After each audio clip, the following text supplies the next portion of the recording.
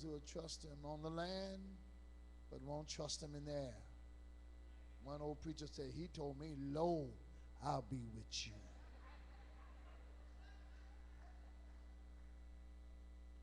I submit to you that you too may need to see another dimension, another side of God's power. I think that I'm going to do the text the way I've done it before. I'm going to make one major point and then build it upon that, since you're halfway shouted out anyway. So what is this text about? This issue of this table. Look at Exodus 37 again. And he made the table of shittim wood. He made the table of shittim wood.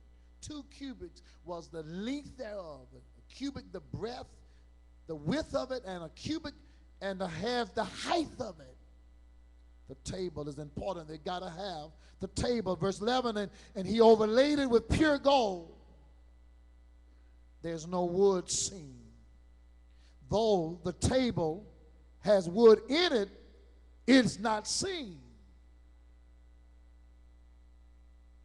because it is covered with pure gold. The wood symbolizing humanity, the gold representing divinity, and it covers it all. But though you're a human, God does want to cover your humanity with his divinity. Are you still there with me?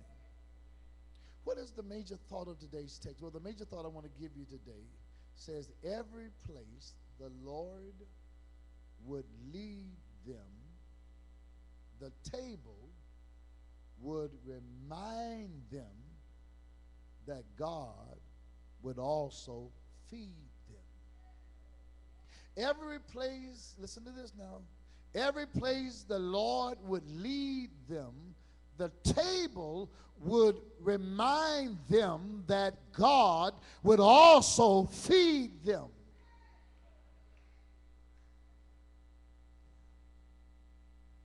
Help me out with it. I'm glad you want a little help. Listen, simply said, the Lord does not lead them where God will not feed them. And listen, and he will not lead you to any place where he will not feed you. Or if he takes you there, he'll take care of you while you're there. Why is this significant? Why is this important? It is important because you and I act as if every time we run into a new place to trust God, we trust, or we act as if we got to learn how to trust God all over again. Listen, you just at a new place. You're not with a new God. He's the same God he was at the last place you needed him. He's the same God at the last place where you knew you needed him to get out of the mess we were in. I wish you'd talk to me today. Listen. So look at the text for a moment, Exodus 37. Verse 13, he says, and he cast for it 4 rings of gold, and put the rings upon the 4 corners that were in the 4 feet thereof.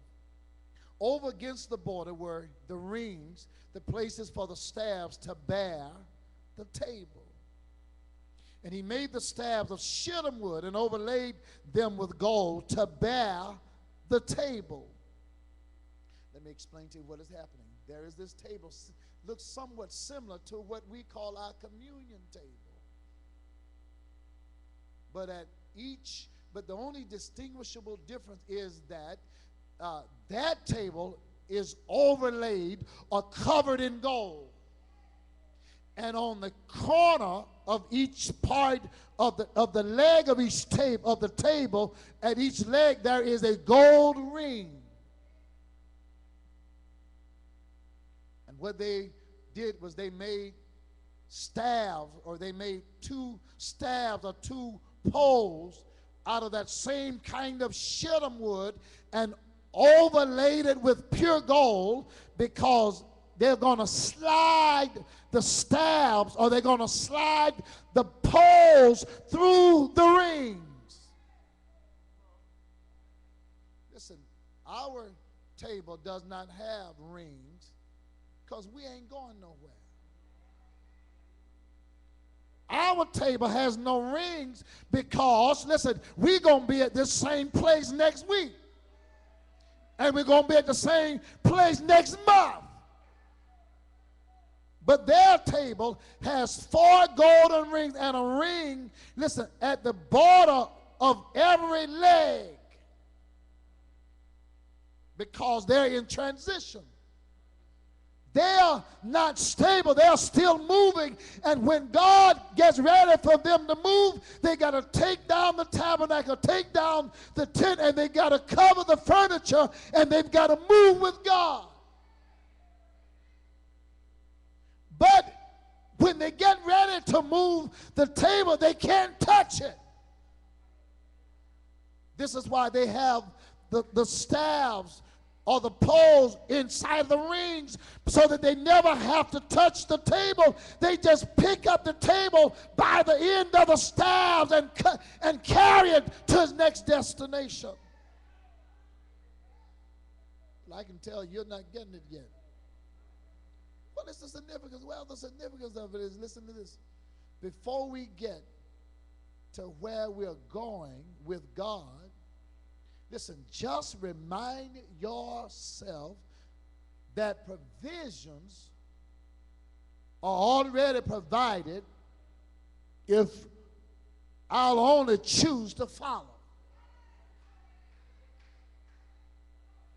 The table has the rings with the staff, because when God gets ready to move the tabernacle and the furniture, all of that will go before them, will go in front of them, which means that, and wherever they go with God, listen, wherever they walk with God, wherever they trust God to go with Him, before they get to where they're going with God, provisions are already provided.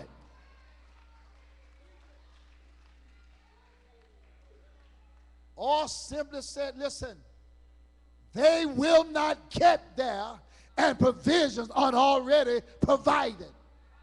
And wherever you go with God, when you get to where you're going with God, God has already provided your needed provisions. Oh, God, I tell you, you're going to be a little hard on me today. No matter where they go, provisions are provided prior to them saying they're present. Listen, no matter where they are going, no matter where they go, provisions are provided prior to them saying they're present, which means if you say you're present, provisions say, I was here before you got here.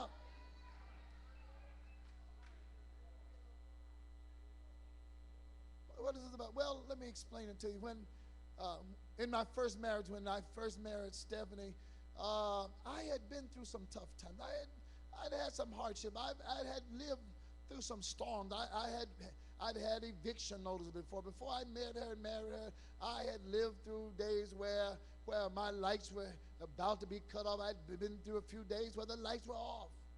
So I understood living in tough times. Well, but by the time she and I married, things had gotten a little better for me. Bought a house in Hepzibah, and there we moved in. Well, she had never had the struggle. And so there were times, for instance, bills would come and we didn't have the money for them. Sometimes, the light bill and stuff would come, and I remember one time she called me all upset. They gonna cut the lights off, and we ain't got the money. Well, so I rushed home. I said, I'll be there. I rushed home, get there, and I said, give me the bill. Well, she gave me the bill. The first thing I looked at Listen. No, not the due date. I look